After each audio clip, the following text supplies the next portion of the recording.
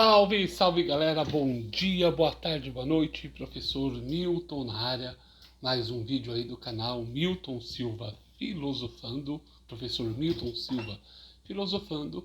Hoje vou comentar com vocês sobre filosofia, né? Nos últimos vídeos falei bastante sobre futebol, vou aí, né, mesclar comentários sobre futebol e filosofia no canal, e hoje vou falar sobre o romantismo, né? O último vídeo que eu fiz sobre filosofia, eu comentei com vocês sobre o século XIX, onde o tema tratado foi a expansão do capitalismo, os novos ideais, a questão do avanço científico e a exploração do trabalho humano, e vou comentar com vocês sobre o romantismo hoje. O romantismo é um movimento que vai surgir aí no século XIX, é um movimento cultural que vai envolver arte e filosofia. Ele vai predominar durante a primeira metade do século XIX, tá? Vai se expandir pela Europa e outras regiões do planeta. Ele vai assumir aí características que são características particulares da nossa ou das sociedades do período, ok? Então, podemos dizer que o romantismo foi uma espécie de reação ao espírito racionalista do período, que pretendia abraçar o mundo e com a noção da racionalização. E essa racionalização, segundo os romantistas, iria mecanizar a sociedade. Seria uma ameaça que esse processo de razão absoluta traria para a vida das pessoas, tá? Tendo em vista que a dimensão importante do ser humano são os seus sentimentos, e ela estaria sendo colocada a segundo plano.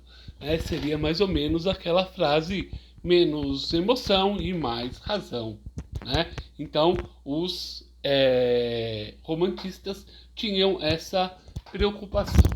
Então, nós vamos ver aqui agora um pouquinho das preocupações e as principais características do movimento romantista ou do romantismo, tá? Em linhas gerais, o romantismo vai se caracterizar pela exaltação do indivíduo, ou seja, na subjetividade, na valorização das suas emoções, tá? E também numa questão de natureza e pátria. Então, os românticos vão enfatizar, eles vão colocar como pontos principais as paixões e os sentimentos valorosos. Era o renascimento da intuição dos valores, da emoção, superando a razão. Era a afirmação que o amor contra a frieza, o amor superando a frieza e a racionalidade. Após reconhecer isso, o indivíduo vai reconhecer-se como um sujeito de sentimentos. Se ele não reconhecer que é um ser sentimental e menos racional, ele vai estar reconhecendo a sua insatisfação em relação aos seus desejos mais profundos de liberdade, porque a razão vai controlar sua ação. Juntamente com a questão da intuição, da aventura e também aí da questão da fantasia, eles vão valorizar o que? A subjetividade. O sujeito seria o centro da visão do romantismo no mundo, tá? O romantismo vai retomar aí a questão da ideia da natureza humana, tá? Como uma força vital que vai superar e resistir à racionalidade, à tecnologia, e dar uma outra resposta a uma questão da inconformidade do mundo urbano industrial. A natureza passou a ser exaltada, tá? E idealizada, imaginada, ou seja, a ser vista como uma questão de misticismo, ok? Então, o romântico vai querer recuperar assim a sensação da plenitude do ser humano pertencer ao total, ao pleno, à totalidade, que não mais se reconhecer como uma fragmentação, como um instrumento da razão do mundo social, tecnológico e científico. A concepção que eles vão ter aí de um Deus como razão suprema, que é característica aí do iluminismo, vai ser substituída por algo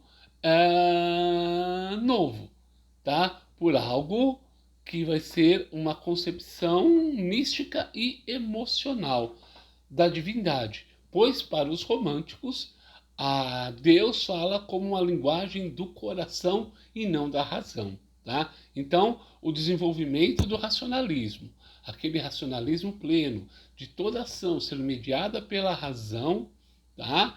É um problema, pois ele vai desvalorizar o sentimento. Então, os romantistas vão defender o quê? O amor a questões da valorização da língua nativa, do nacionalismo, tá? Então, sobretudo, em sua fase mais madura, foram características românticas, tá? Que vão afirmar isso, essa valorização nacional.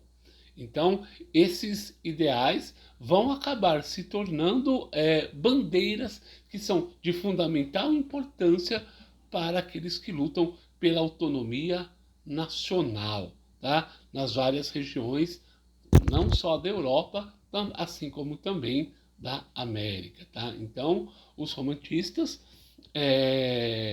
vão defender aí essa valorização da nação, tá? Entre os grandes nomes aí do romantismo vão se destacar Novalis, Schiller, Goethe, Schumann, Brahms, Schumacher, Chopin e outros aí, né? Eles vão ser caras que vão valorizar o espírito nacional.